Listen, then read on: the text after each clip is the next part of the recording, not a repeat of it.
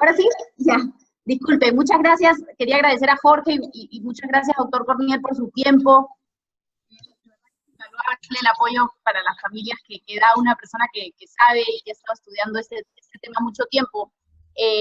Mi pregunta es si todo lo dicho para la disostosis espondilotorácica también se aplica para la espondilocostal, porque mi hija ha sido diagnosticada con disostosis espondilocostal. Bueno, la disostosis espondilocostal usualmente es una condición un poco menos severa, y es menos severa porque esa misma anomalía de malformación y de fusión de las costillas usualmente no ocurre en toda la espina ni en todo el tórax, sino que ocurre en diferentes partes de una manera menos generalizada, y por lo tanto los pacientes con disostosis espondilocostal tienen menos problemas de restricción torácica, sin embargo, tienen más problemas de escoliosis y de desviación de la espina dorsal, porque como no es simétrica la espina, pues de un lado esa fusión está jalando más que de otro, y en algún momento ese paciente puede tener serios problemas de escoliosis que obviamente van a requerir reparación o tratamiento quirúrgico, muchos de ellos. Pero hay otros genes asociados también a la disostosis espondilocostal, como es el DLL3, el lunatic fringe y otros, y el G7, que también se han visto asociados al desarrollo, ¿verdad? O a que tengamos una disostosis espondilocostal.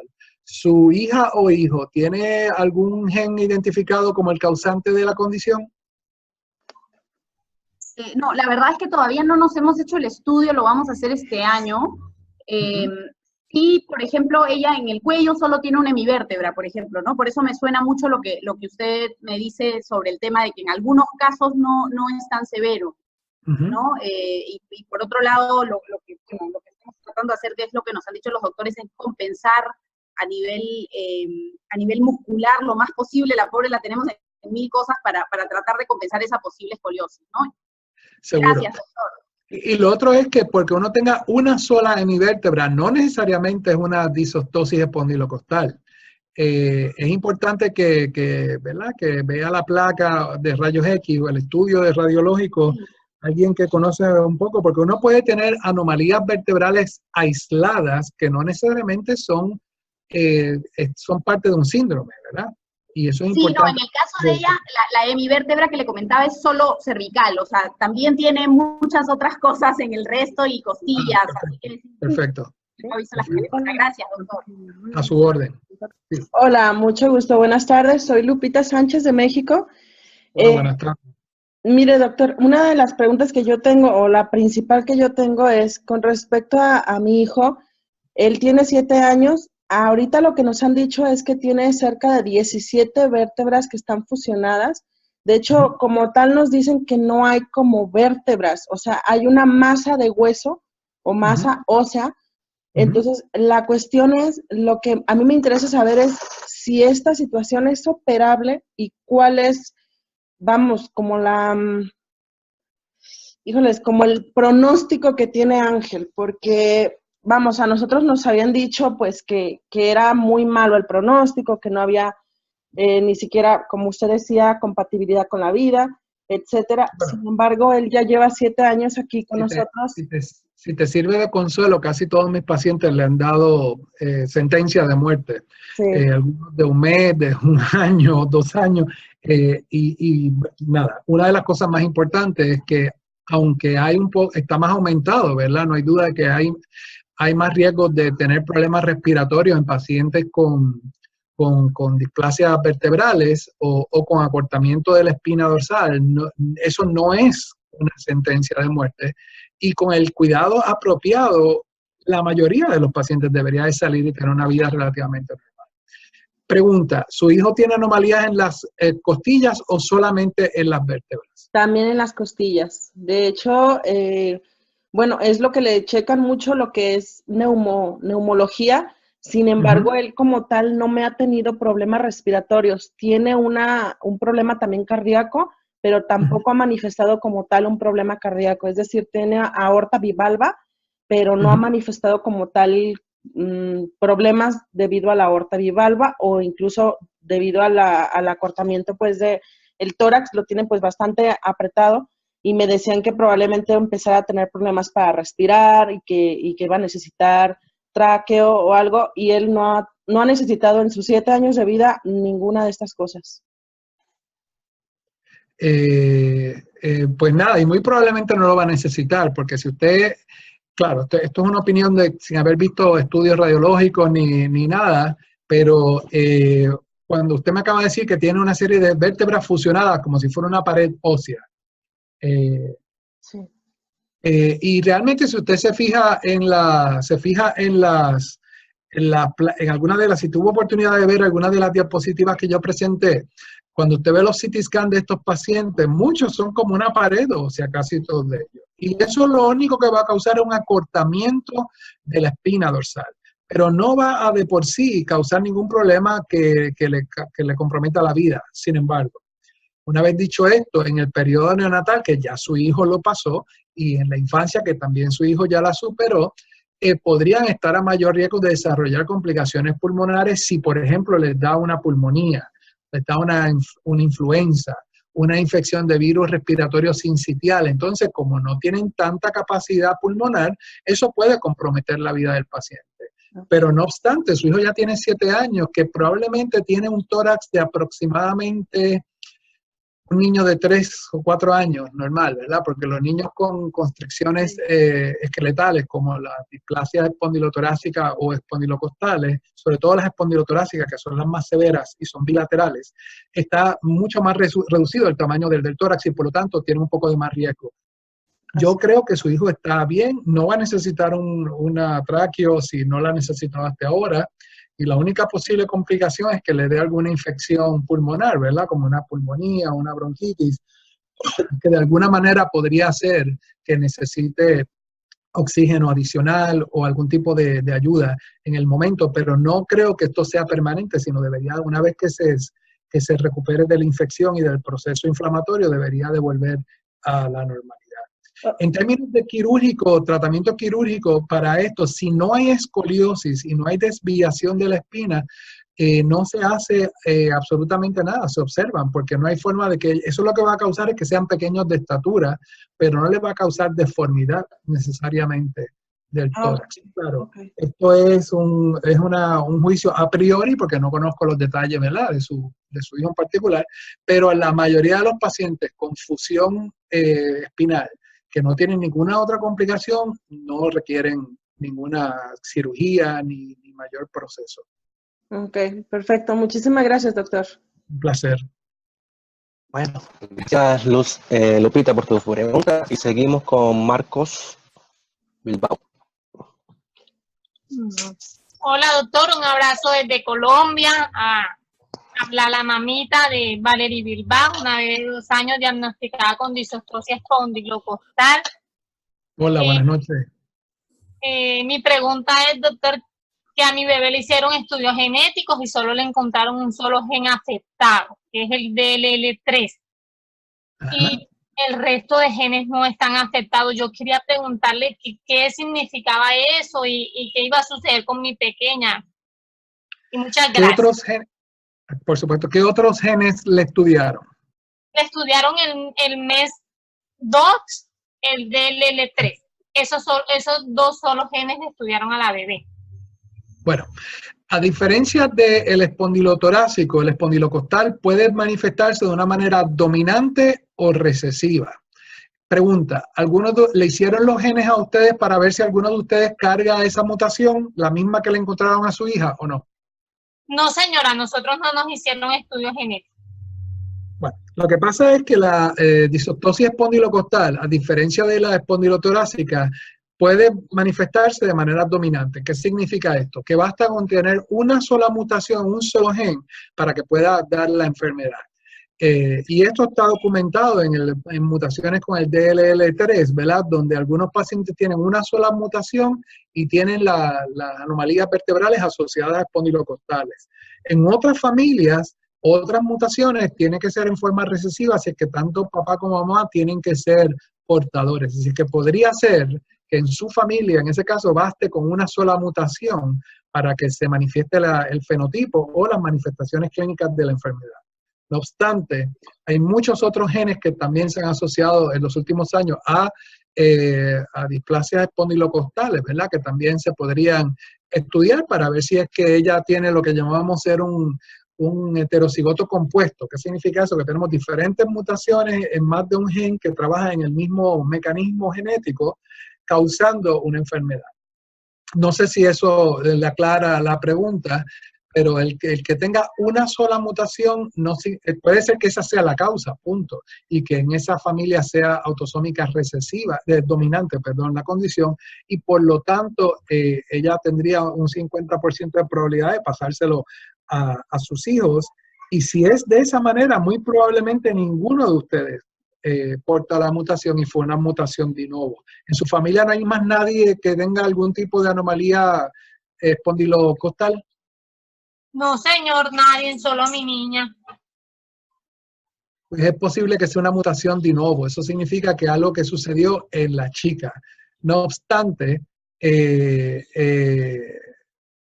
si es difícil de probar 100% si no tenemos la secuenciación de otros genes, ¿verdad? Ay, bueno, doctor, mil gracias y un abrazo desde Colombia. Gracias. Otro abrazo desde Puerto Rico. Buenas tardes, ¿me escuchan? Sí, yo te oigo. Sí. Hola, buenas tardes. Gracias por esta iniciativa y muchas gracias, doctor, por su tiempo para esta conferencia, aclararnos las dudas. Mi pregunta es la siguiente. Mi hija tiene 4 años, fue diagnosticada con el tipo espondilocostal, tiene una hemivértebra y su ángulo de curvatura máximo hasta la fecha ha alcanzado aproximadamente los 70 grados. Hasta ahora no tiene ninguna complicación de tipo orgánica, su corazón y sus pulmones y todo afortunadamente está bien. Pero el doctor Cartolano, acá en Venezuela, está sugiriendo realizarle una intervención de la inserción de un sistema que se llama Baby Mont Blanc, que son unas barras de titanio, para evitar que tenga complicaciones de tipo pulmonar, dado que su caja torácica está muy reducida y alega que no tiene suficiente espacio en la caja torácica para el desarrollo de los mismos. Entonces, para evitar complicaciones... ¿Qué edad tiene su hija? 4 años. Bueno, si tiene, como yo mencioné anteriormente, los espondilocostales, a pesar de que las anomalías son menos severas en términos de la generalidad, ¿verdad? De la espina y de la caja torácica, en general tienen muchos más problemas de escoliosis, ¿verdad? Y 70 grados es una desviación significativa que podría poner en riesgo, ¿verdad? O comprometer la respiración del paciente. Y como bien le dijo su doctor, hay una serie de procesos quirúrgicos de reparación. Una de ellas es lo que se llaman las costillas de titanio, ¿verdad? Que son sencillamente unos expansores de costillas que se usan y como en los pacientes espondilocostales no están fusionados completamente, pues se puede poner en el lado contralateral a la escoliosis y se van expandiendo poco a poco según va creciendo el paciente. Y eso va haciendo que se vaya disminuyendo un poco la escoliosis y por lo tanto que se aumente la expansión del tórax y que haya menos compromiso pulmonar. Y funciona muy bien, muy bien. Yo tengo muchos pacientes que se le han puesto sus expansores de costilla y se ha mejorado muchísimo, no solamente el problema de compromiso pulmonar, sino la escoliosis, que estéticamente también es importante, y más si es una niña, ¿verdad? Ok, muchísimas gracias, doctor. ¿Y los riesgos de ese tipo de intervención? Pues fíjate, realmente, obviamente esto debe estar hecho en las manos apropiadas, ¿verdad? Quiere decir alguien que tenga experiencia. En Puerto Rico hemos puesto muchísimas, yo diría que más de 15 o 20, y no ha habido ninguna complicación en ninguno de los pacientes. Eso no significa que no puedan haber complicaciones. Como todo proceso quirúrgico, hay una morbilidad asociada, pero yo te invito a que hables con tu profesional, que me imagino que es un ortopeda pediátrico, ¿verdad? El que va a insertar esto. Y lo más importante es que tenga algún tipo de experiencia con el paciente, y no tanto el ortopeda, sino el anestesista. Porque una de las complicaciones de estos niños, si es que va a haber algunas, son problemas respiratorios. O sea que lo importante es que se haga un centro que conoce a estos pacientes, que pueden manejarlo si es que surge alguna complicación. Doctor, una última pregunta con respecto a eso. Hay un examen que se hace para medir la reserva pulmonar que se llama pletismografía. Acá en Venezuela lamentablemente no existe ningún centro en el que se lo hagan a niños de esa edad. Y el doctor, él va a operar así, pero con una inferencia, o sea, con una apreciación de lo que él puede tener, dado otros exámenes que les hizo para saber más o menos que no tuviese obstrucción a nivel de bronquios. Según le entendí el doctor, él me dice que para una segunda cirugía, cuando él vaya a hacer la distracción respectiva, si es necesario otro recurso, inclusive si es de hacerlo en otro país, para él poder... Para él poder saber qué tanto va a ser la elongación. ¿Usted sugeriría poder hacer la intervención, la primera intervención sin ese estudio? ¿O lo considera limitativo? Bueno, no es que sea limitativo, pero obviamente no tenemos toda la información. Pregunta, ¿tiene pruebas de función pulmonar hechas regulares o no? Le hicieron solamente una prueba de resistencia de las vías aéreas para verificar que no tuviese obstrucción a nivel de bronquios. ¿Ustedes no tienen forma de hacer pruebas de función pulmonar en niños de 6 o 7 años? ¿O 4? ¿Me dice que tenía? Pero no, aquí en Venezuela no hay, no lo hacen en ninguna parte. Bueno, obviamente, entonces la pregunta, ¿la oxigenación de la paciente está normal? Sí. ¿Y ella no tiene complicaciones pulmonares serias? ¿Está hospitalizada por eso? ¿Sí o no? No, nunca, gracias a Dios. Bueno, en este caso, que no tenemos la data, ¿verdad?, más exacta, porque no sabemos exactamente cuánta restricción pulmonar o afectación pulmonar haya, pues es un caso un poquito más esotérico. Sin embargo, una desviación de 70 grados es bien significativa, y el otro problema es que eso va a seguirse pronunciando porque según va a ir creciendo el paciente, como la espina es así, el tórax es asimétrico, va a jalar más de un lado que de otro, y por lo tanto eso se va a exacerbar. Yo creo que aun cuando no tengamos el estudio, ¿verdad?, para determinarlo, si el médico que la está viendo entiende que es necesario, probablemente yo lo haría, porque tú quieres hacerlo cuando el paciente esté estable, que esté en buena salud. No quieres tener que llevar a un paciente en una crisis con un problema pulmonar, con oxigenación pobre, porque entonces eso va a complicar la operación.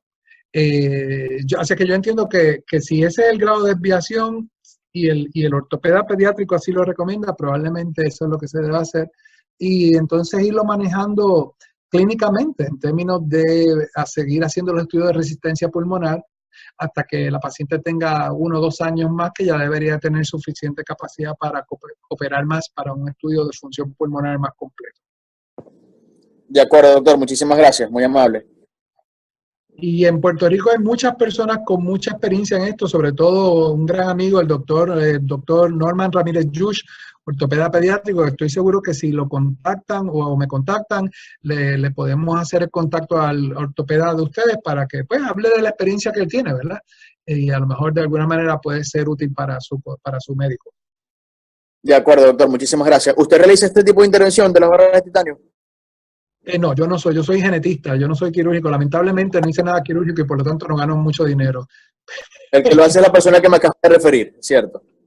Exactamente, pero es mi colaborador y mi colega, así que si me contactas a mi correo electrónico que estaba puesto en la presentación, yo con mucho gusto le doy un forward al doctor Ramírez Yush y hablo con él para que él se comunique con ustedes. De acuerdo, doctor. Muchísimas gracias. A su orden. Ok, seguimos el turno con el señor Juan Antonio, si lo veo. Sí, ya Anthony, saludo, buenas noches. Hola, buenas noches, Antonio. Doctor, yo soy de Puerto Rico también, yo soy de Aguada. Mi esposa y yo, pues ella tiene un embarazo, estamos esperando un bebé, viene en camino, es una niña. Entonces, pues ya nos han atendido 4 ginecólogos. Y de esos 4 ginecólogos, los 4 no me dan buenas noticias. Porque según ellos, me dan la información que ellos vienen con el síndrome más letal. Y yo ¿Y ese diagnóstico está basado en qué? Basado, pues, que me dieron como que es más letal porque según ellos, la columna de nuestra bebé está creciendo pequeña. Según ellos me dicen que las costillas están creciendo hacia adentro y no permite que los pulmones expandan. Bueno, tú eres de Puerto Rico, así que tú tienes forma de contactarme. Dile a tu médico que le midan la espina dorsal al bebé, Porque si tú te fijas en la presentación que yo acabo de hablar, de medidas que pueden ir de 3 milímetros, que es básicamente 1 pulgada y pico, hasta 8 centímetros. Y estos pacientes hoy en día son todos adultos y están lo más bien. Así es que no necesariamente tiene que ser necesaria sine qua non de que sea letal. Pero obviamente yo tampoco quiero ser categórico si no tengo la medida exacta del paciente, en este caso del feto, ¿verdad? ¿Cuántas semanas tiene de embarazo su esposa? Ella tiene, hoy es bien 19 semanas. O sea, que está comenzando el embarazo. Correcto. Es importante que le midan la espina dorsal, sobre todo cuando entre en su segundo trimestre, ¿verdad? Si es que van a, ¿verdad?, a continuar con su embarazo. No se puede decir que porque una espina sea muy acortada, necesariamente el paciente va a terminar ¿verdad?, que no sea viable o que vaya a morir. Hay muchos otros factores que pueden afectar el pronóstico de un paciente, sobre todo y más importante, que nazca en el sitio apropiado, con médicos que tengan experiencia, porque lamentablemente, aún en Puerto Rico, la mayoría de los médicos, primero, no saben nada de Yarko-Levin, segundo, se creen que saben y le dan diagnósticos de pronósticos de muerte a todo el mundo, y lo hacen de una manera muy poco ética, muy poco profesional, y sobre todo, las facilidades neonatales de los hospitales no siempre cuentan con lo que se necesita para manejar un niño de esto, que es, por ejemplo, aislamiento. Este es un bebé, debe estar aislado respiratoriamente para que no se contamine con las bacterias de otros bebés. Y uno de los problemas que tienen estos bebés que fallecen es que los meten en una unidad de cuidado neonatal con 20, 30 niños más y obviamente van a coger algún virus, alguna bacteria que en ellos sí puede representar peligro, ¿verdad?, de compromiso de vida. Así que es más importante que usted se oriente en cuanto a, ¿verdad?, que el sitio donde vayan a dar a luz tenga las facilidades apropiadas, que sean personas que conocen de la condición y que puedan manejar apropiadamente. Si ustedes tienen un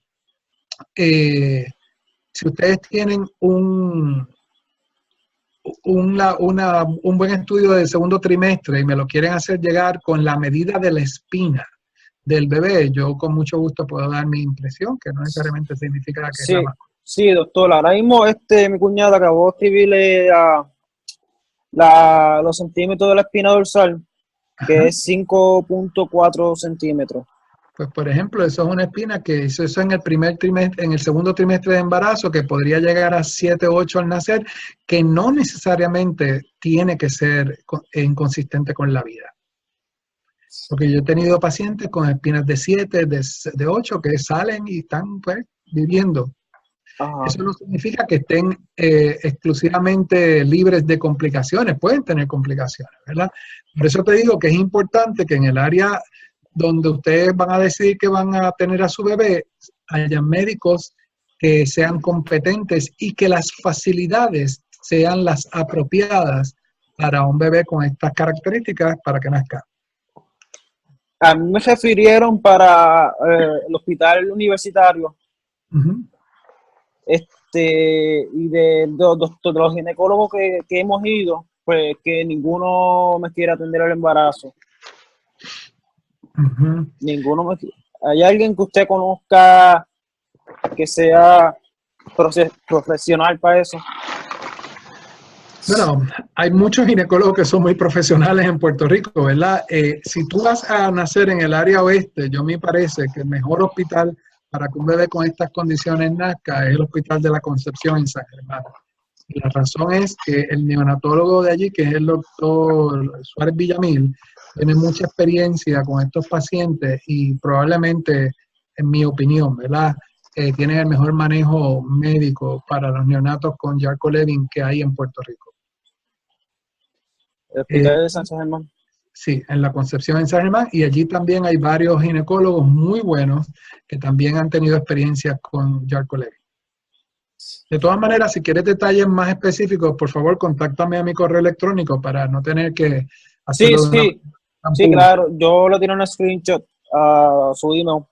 Ok. Y así, pues, ya me imagino ya como mañana pues nos estaremos comunicando. ¿Cómo no? Si es posible. Mucho éxito y que todo salga bien. Gracias, estoy muy amable. A ti. Muchas gracias, Anthony. Bienvenido al club, ¿cómo se dice? Anthony. Anthony, ok. Pues nada, no veo a nadie que quiera más o menos una pregunta, así que voy a más o menos formular unas preguntas que me han formulado vía email. Una de las preguntas que me envían desde España dice si los niños sufren dolores en un futuro en los dos casos, en STD o SCD. ¿Dolores de qué tipo? Dolores musculares o dolores de los huesos. Bueno, en la edad pediátrica no, pero sin embargo, si hay mucha asimetría en los casos espondilocostales, y como hay escoliosis, sí, como hay más, el tórax está alando más de un lado que de otro, sí puede haber dolores musculares, puede haber dolores articulares asociados a esa escoliosis, ¿verdad?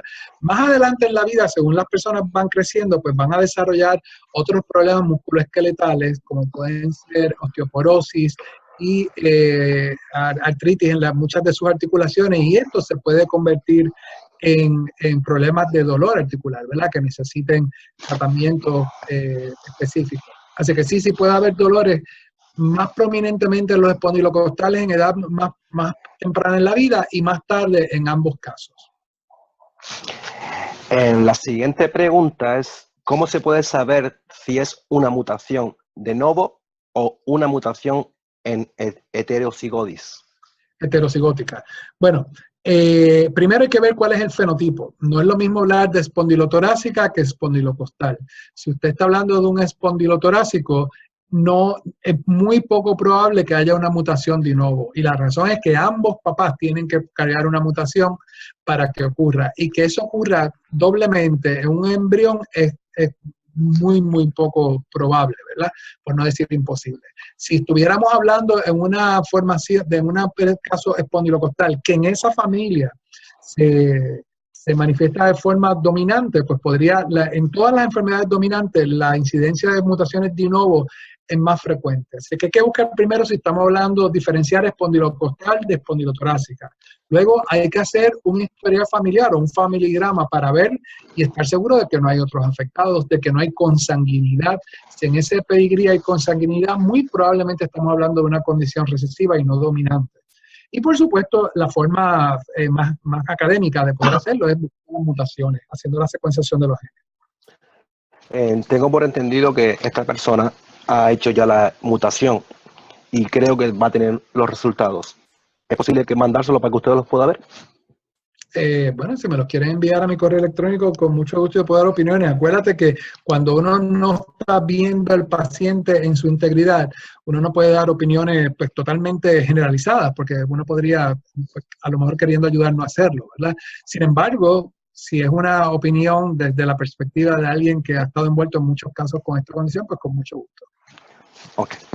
La otra pregunta es el crecimiento de los huesos en el problema con niños con espondilocostal o falta de vértebra. ¿Cuál sería el crecimiento hasta qué edades? Los niños van a seguir creciendo como cualquier otro ser humano, ¿verdad? Usualmente las placas epifisiarias de crecimiento cierran a partir de cuando empieza la pubertad en los varones y en las niñas. Así que una vez que la niña empieza su proceso de menstruación, ya ahí empiezan a cerrar las placas epifisiarias, que son las placas de crecimiento de los huesos, y después de eso, pues crecen 2 o 3 años más en mucha menor cantidad. Sin embargo, la espina dorsal de estos niños siempre va a estar acortada, porque acuérdate que esas vértebras están mal formadas, o están fusionadas, o están hendidas, o fisuradas, y por lo tanto, no importa cuánto estímulo de crecimiento haya en ese cuerpo, esa espina nunca va a poder crecer normalmente. Así es que el crecimiento va a estar limitado tanto en espondilocostal como en espondilotorácica, de alguna medida. Obviamente los pacientes con espondilotorácica usualmente son más pequeños que los pacientes con espondilocostal, pero ambos tienen estaturas bajas, por debajo del promedio, ¿verdad? De una persona que no tiene ninguna anomalía vertebral. Sí, más o menos. Entonces, la época para hacer una operación de expandidote de titanio sería entre 2 a 16 entre niñas y 2 a 18 entre varón. Eso, en la época apropiada está determinada de caso a caso. De la misma manera que no hay dos pacientes con diabetes que sean iguales, no hay dos pacientes con espondilotorácica ni con espondilocostales que sean iguales. Así que cada niño, tiene que ser evaluado por sus médicos, ¿verdad? Y apropiadamente, y determinar cuándo es el momento apropiado para ese paciente. En algunos casos puede ser a los 2, 3, 4 años, y obviamente no se hace antes de esto porque no hay instrumentación quirúrgica para hacerlo antes de los 2 años. Sin embargo, hay pacientes que a lo mejor pueden esperar un poco más o sencillamente no la necesiten. No todo paciente con espondilotorácica necesariamente necesita costillas o expansión de titanio. Otra pregunta sería, ¿cuál es el sentido o qué exactamente de peculiar sería el diafragma en este tema respiratorio en estos niños con pacientes de Charcot-Levin? Bueno, el diafragma es básicamente todo para ellos, porque al no tener músculos intercostales funcionales, pues el músculo del diafragma, ¿verdad? Que es el que divide el tórax de la barriga o del abdomen, es el que se encarga de la respiración de estos pacientes. Así que cualquier cosa que interfiera con ese músculo diafragmático, como cuál puede ser el sobrepeso. El sobrepeso en estos niños es letal. No podemos permitir que se nos pongan obesos y que se nos pongan muy gordos, porque acuérdense que mientras más usted pesa, más panículo adiposo hay en el abdomen y por lo tanto más trabajo le está dando ese músculo diafragmático. Otra cosa que no deben de hacer los bebés cuando están en edad, en esos primeros meses de vida, no se debe dar demasiada comida de una sola vez, y la razón es que cuando hay expansión de la burbuja del estómago, compromete ese músculo diafragmático, así que es preferible alimentarlos con poca cantidad muy frecuentemente. En vez de darle 3 onzas cada 3 horas, se les da 1 onza, aunque se le dé cada hora. Eso es preferible y lo toleran mucho mejor, para evitar el compromiso del diafragma en el periodo neonatal. Así que cualquier cosa que comprometa el diafragma, por consecuencia, podría estar comprometiendo la respiración de los pacientes. Bueno, ya una pregunta más general. Pongamos un ejemplo, como el caso de Anthony. Estoy embarazado, mi esposa está embarazada, no yo. Imposible. Que pongamos, mi esposa está embarazada, estoy en otro país que no sea Puerto Rico. ¿Usted le pondría como un ejemplo a poder seguir para poder obtener ese hijo en condiciones y seguras? No entiendo la pregunta. ¿Tú la puedes hacer de nuevo? Si, por ejemplo, en Perú, México, hay una mujer embarazada con un niño de Charcot-Levin. ¿Qué pasos debería de seguir esta persona para estar seguro del nacimiento y una tranquilidad en el tema? Bueno, las facilidades médicas o de especialistas y subespecialistas que pueda haber en cada país, pues van a variar mucho. No solamente de país en país, sino de cuánta acceso a los servicios médicos usted tiene. Y como todos sabemos, en Puerto Rico, en Estados Unidos y en cualquier parte del mundo, dependiendo de cuánto dinero usted tenga o qué plan médico o de seguro médico usted posea, pues va a tener mejores o peores proveedores de salud. Así que realmente yo creo que todo paciente que tiene o todo embarazo que se le identifica un proceso intrauterino, sea un feto, con anomalías congénitas, debe de ser evaluado por un perinatólogo, ¿verdad? Que es el especialista obstétrico que determina cuáles son las anomalías y qué conllevan y qué hay que hacer.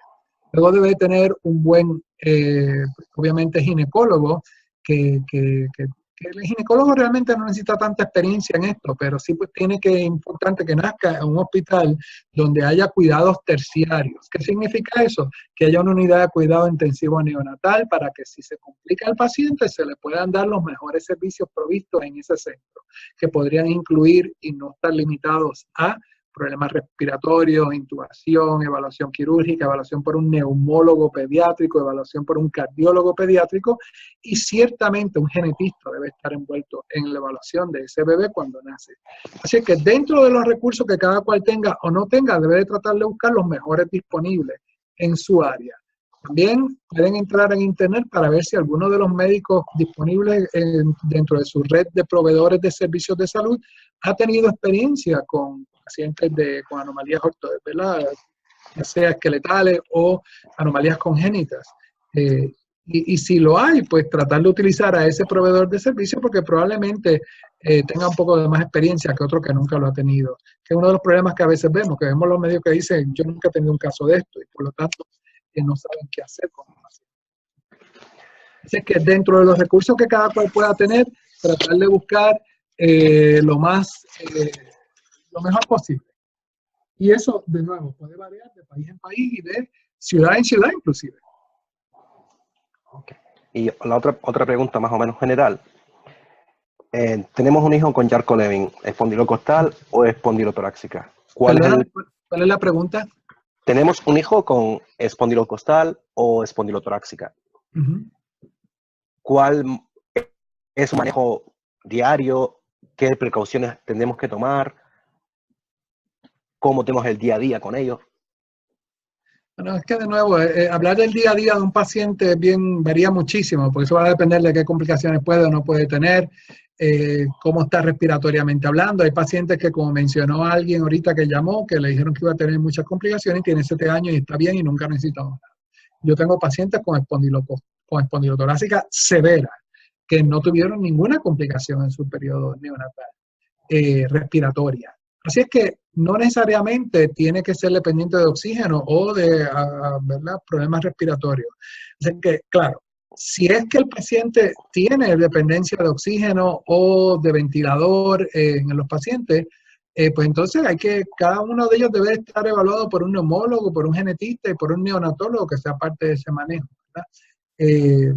Uno de los problemas que a veces los médicos se olvidan es que el problema de las displasias espondilotorácicas o espondilocostales no es un problema de inmadurez de los pulmones, es un problema de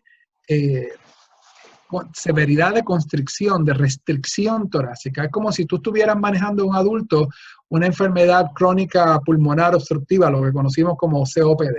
O sea que usted le puede meter un ventilador con todos los parámetros que usted le dé la gana, y altísimo, sin embargo, no está logrando nada porque el problema no es el pulmón, es que no expande más el pulmón porque está cerrada, está fusionada esa caja torácica.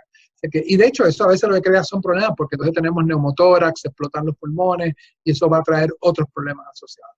Una de las cosas que yo promuevo mucho es que se trate de evitar entubar a un paciente lo más posible. A veces los médicos se asustan porque ven un CO2 o un dióxido de carbono elevado en 60, en 70, 76. Sin embargo, en mi experiencia, un paciente tolera muy bien la hipercapnia, que es como se conoce a ese CO2 elevado, sin que tenga ningún problema de consecuencias clínicas para ese paciente. Así que el único criterio para intubar a un paciente no debería ser elevación del CO2, que es lo que más ocurre cuando hay restricción torácica, ¿verdad? Hay que ver si hay otros problemas asociados, como que falta el oxígeno. Si hay falta de oxígeno, pues entonces sí se debe de tratar de apoyar a ese paciente con oxígeno.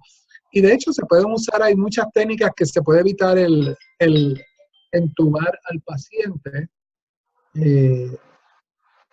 hasta lo más que se pueda. Y lo que se debe hacer con estos pacientes a lo mejor es usar un VPAP o alguno de estos CPAP, ¿verdad?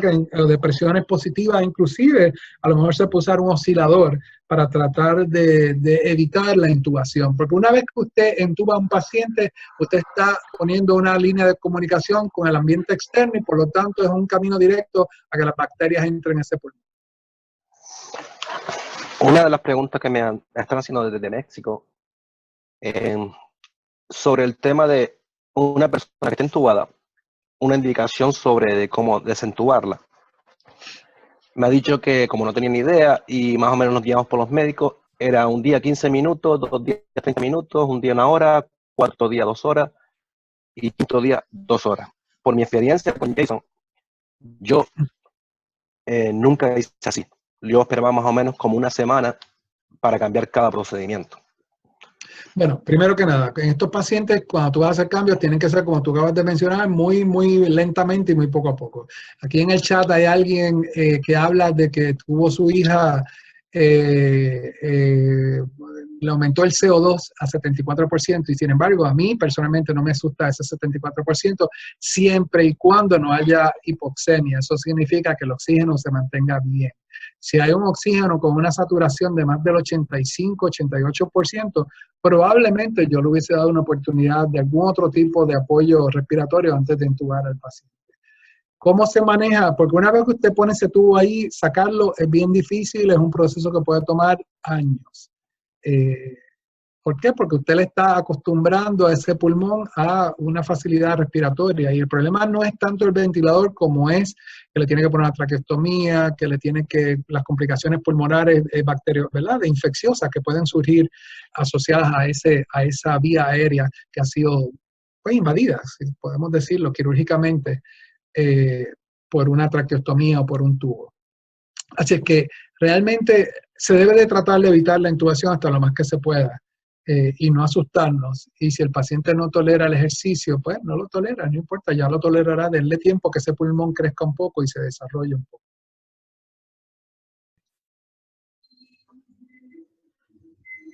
Tenemos a Lupita Sánchez que dice, sí, hola. ¿Qué tiempo tendremos que esperar para volver a hacer los ejercicios? Bueno, eso depende de la edad del paciente. Pero probablemente puede ser de meses hasta varios años, dependiendo de la edad que tenga su hijo o hija, ¿no?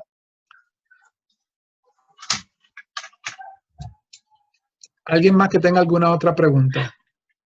Hola, doctor, ¿me escucha? Sí, te escucho. Hola, doctor, mire, lo que pasa es que quería hacerle otra preguntita. Mi bebé es espondilocostal, ¿cierto? Tiene 2 añitos, pero tiene 14 vértebras y vértebras en alas de mariposa, pero la columna no ha cedido nada, o sea, no se ha torcido. ¿Eso qué indica?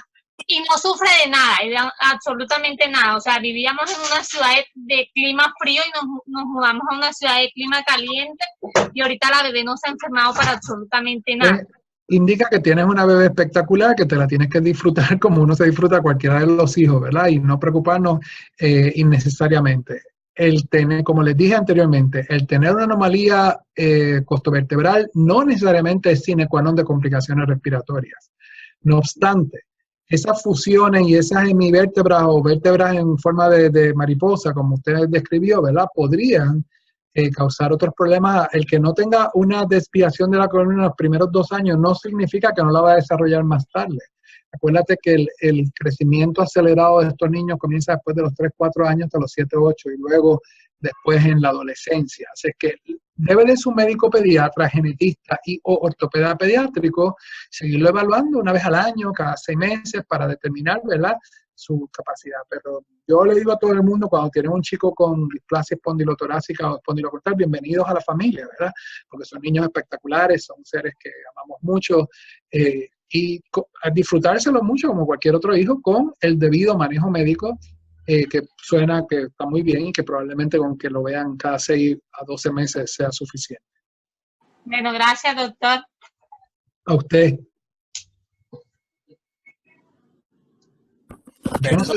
Por la internet se me cayó. Me caí la internet, caí con todo. Es que esto es de los Estados Unidos, que tú sabes, hablan mucho, pero a la hora de la verdad. Gracias. No tengo más nada. En Puerto Rico se nos fue, tuvimos un blackout total hace 3, 4 días y a mí no se me ha caído el internet. No, ya, tengo un problema hoy bastante grueso. Carlos de México, ¿estás conectado? Estoy. Bueno, ¿me escuchan? Sí, le escuchas, doctor Cornea. Sí, perfectamente. La otra pregunta que tengo es sobre cada cuándo tiene que vernos el genetista. ¿Qué edad tiene su hijo? Está a punto de cumplir el año. ¿Y está estable? ¿No tiene ningún problema clínico? Tiene gastrostomía, tiene traqueotomía y fue la niña que intentamos desconectar hace poco. Ah, sí, que lo leí en el chat. Eso depende del servicio de genetistas, ¿verdad? En términos de accesibilidad que ustedes tienen. Yo sé que en México hay muchos genetistas muy buenos y son muchos. Un niño, por ejemplo, con esas condiciones, con esas características, yo lo veo cada 2 o 3 meses, usualmente. Y su médico respiratorio lo ve también cada 2 a 3 meses, si es que está estable, ¿verdad? Y su pediatra y su ortopeda pediátrico también lo ve cada 2 a 3 meses. Pero de nuevo, cada niño hay que individualizar el manejo, ¿verdad? Porque eso va a depender de las necesidades particulares. Importante que se alimente bien, que esté creciendo, que el tamaño, que esté ganando peso apropiadamente, que una dietista esté envuelta en el manejo de lo que se le pasa por esa gastrostomía, ese tipo de cosas. Gracias, doctor. Un abrazo, que todo salga bien. Gracias. Seguimos entonces ahora con Lupita. Lupita. Hola. Hola, ya. Buenas tardes, doctor. Nuevamente yo, de Guadalajara. Nada más, una última pregunta. Hace ratito mencionó las barras de titanio. Nos han sugerido la cirugía de barras de titanio para Ángel. Sin embargo, el ortopedista, hay dos clínicas que ven a Ángel. El ortopedista del Instituto Mexicano del Seguro Social y el ortopedista de la clínica Shiners en la Ciudad de México. Ambos coincidieron en que no van a operar a Ángel debido al gran riesgo, inclusive de daño neurológico o muerte. Entonces, mi pregunta va encaminada a que los casos que usted ha tenido, doctor, ¿cuál ha sido, como el manejo que han tenido? ¿Todos han estado operados con estas barras o en realidad es una cirugía meramente estética? No, la verdad, no desconozco. Ninguna cirugía de esta índole se hace con propósitos estéticos. Okay. Siempre se hace por necesidad médica. Pregunto, ¿su hijo tiene espondilotorácica o espondilocostal? Espondilocostal. ¿Y qué edad tiene? 7 años. 7 años. ¿Y respiratoriamente está estable o no está estable? Lo están checando, pero sí, de repente cuando él respira, cuando él camina, se agita muy fácilmente. ¿Y tiene escoliosis? ¿Tiene desviación de la columna vertebral, de la espina? Sí. ¿De cuántos grados? Déjame checo. Lo que pasa es que creo que ha ido aumentando. Ahorita lo último que nos dijeron fue 30 grados. No, 40 grados, perdón. Bueno, 40 grados todavía es una escoliosis que no necesariamente necesita cirugía, sin embargo. Y el problema es que yo no puedo predecir qué va a pasar con esa escoliosis sin tener una placa o un estudio radiológico del niño, ¿verdad? Pero yo personalmente no hemos visto las complicaciones. Complicaciones neurológicas no va a haber ninguna porque esto se hace en la parte posterior del tórax y por ahí no hay ninguna complicación neurológica. Cualquier complicación neurológica que tenga un niño que se le hace una costilla de titanio, realmente pues es que no está bien hecho, porque no debería de haber ninguna complicación neurológica. Obviamente sí puede haber complicaciones de índole respiratoria, como puede haber porque se va a una anestesia, una intubación, etcétera, etcétera. Realmente la experiencia de los Shriners, inclusive, porque aquí los Shriners vienen a Puerto Rico también y yo he trabajado mucho con ellos, ha sido muy buena. Yo recuerdo la primera reemplazo de costilla, yo fui con los Shriners a ver la sala en Filadelfia. Tienen muy buena experiencia y no ha habido ninguna complicación en esos pacientes, ni en Filadelfia ni en Puerto Rico. No obstante, a lo mejor sus ortopedas deberían de comunicarse, como le dije a otra persona anteriormente, con algún ortopeda que sí tenga experiencia con esta cirugía, porque realmente la cirugía no es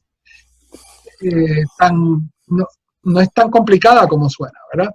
A veces los médicos le cogen miedo porque realmente no saben de lo que se trata o nunca la han llevado a cabo. Así que me atrevo a sugerir el nombre del doctor Norman Ramírez Yush, con doble L, UCH, y él es uno de los ortopedas puertorriqueños que más experiencia tiene en costillas de titanio, y él está accesible vía internet y cualquiera persona es fácil conseguirlo. Ponga su nombre en Google para que vea que le van a salir mucho. Él ha ido a México a dar conferencias, como he ido yo, y es una persona, un ortopeda pediátrico con mucho conocimiento en las costillas de titanio. Claro, si su hijo lo necesita o no, pues nada, eso habría que individualizarlo, porque yo no puedo generalizar en base a que no tengo las particularidades de su hijo. No he visto su placa, su desviación, no sé cómo ha progresado en los últimos años, pero por lo menos en mis pacientes que se le ha hecho la operación, la mayoría les va muy bien y no han tenido complicaciones. Ok, muchísimas gracias, doctor. De nada. Y sobre esta pregunta, ahí tengo yo una pequeña pregunta también. ¿Es posible quitar una vértebra de un lado y ponerse en la otra? No. No, una vértebra, no, costilla, perdón. Es que no es necesario porque tú tienes una costilla de titanio que son unos expansores y eso hace el trabajo de lo que tú estás insinuando que se haga. Sí, pero no una costilla normal. No. No, porque las costillas, ¿cómo tú lo vas a hacer? Una vez que la rompes tendrías que insertar una costilla artificial o de cadáver. Pero realmente eso no se hace, Jorge. Lo que se hace es, para eso es que hay las costillas de titanio, que son expansores y tú controlas, porque una costilla que yo inserto no tengo ningún mecanismo para saber cómo va a crecer, si va a crecer apropiadamente, si va a corregir o no va a corregir. Una costilla de titanio yo tengo la posibilidad de expandirla cada 4 o 6 meses para que siga corrigiendo la deformidad que tenga el paciente. Yo tengo, me resulta bastante difícil en algunos casos poder saber si es espondilocostal, espondilotorácica, sobre todo cuando hay apertura de tórax. Bienvenido al clan. Sí, por eso les felicito porque sinceramente yo intentando ver si cuál sería, no es nada fácil. No siempre es fácil porque hay casos que son bien obvios, pero hay otros que no lo son. Es que este es un asunto de haber visto muchos, tener muchos años en esto, y aún para los que llevamos muchos años en esto, a veces no es fácil discernir una displasia espondilotorácica de una espondilocostal o de una anomalía segmentaria espinal que no tenga nada que ver con ninguno de los dos síndromes. Sí, tendría que mirar y un geneticista. Hay otros síndromes que nos pueden dar anomalías vertebrales, ¿verdad? Como Klippel-Feil, etcétera, etcétera. O sea que es más complicado de lo que hemos hablado aquí porque nos estamos enfocando solamente en Charcot-Levin. Pero hay otros síndromes, inclusive síndromes que no tienen que ver con genes, sino con desórdenes metabólicos, como la mucopolisacaridosis, que nos pueden dar anomalías vertebrales parecidas. Pues nada, yo no veo ninguna pregunta más. Aparte, sí, hay una aquí. Yo, doctor. Bueno. ¿Quién es? Yo, Carlos de Vallarta. Okay. Me imagino que ya han visto la radiografía de mi hija, pero si no se las platico, ella tiene las costillas chuecas y ahorita que se puso flaquita, hace 2 meses, ahorita ya no está flaquita, pero pudimos ver cómo sus pulmones prácticamente eran atravesados por una costilla de cada lado. ¿Es posible, 2 preguntas, es posible retirar esas costillas que están impidiendo que el pulmón crezca? Y otra, hace tiempo me platicaron que había una operación que era trasplante de corazón-pulmón. ¿Es factible esa operación o tendría que esperar más tiempo? Bueno, primero que nada, saludos a Vallarta, que es un pueblo que en México que yo aprecio mucho y he ido muchas veces. Saludos a todo Vallarta. Segundo, eso depende de cada paciente. Obviamente sí puede haber un trasplante de pulmón y trasplante de corazón, pero en mi experiencia ningún paciente que yo haya tenido conocimiento con disostosis espondilocostal o espondilotorácica ha necesitado ninguno de esos trasplantes. Eso no significa que su hija no lo necesite, pero es poco probable. Uno. Lo otro, cuando usted me habla de una costilla que está atravesando los pulmones, habría que ver la placa. Yo no he visto la placa, la radiografía para determinar a qué es lo que usted se refiere con que hay una costilla atravesando los pulmones, porque realmente es una descripción muy vaga, ¿verdad? Y dependiendo de qué sea lo que usted se refiere, pues se puede. El pediátrico ya debe de haber visto esa placa y determinar si se puede o no se puede. Remover costillas no es tan difícil.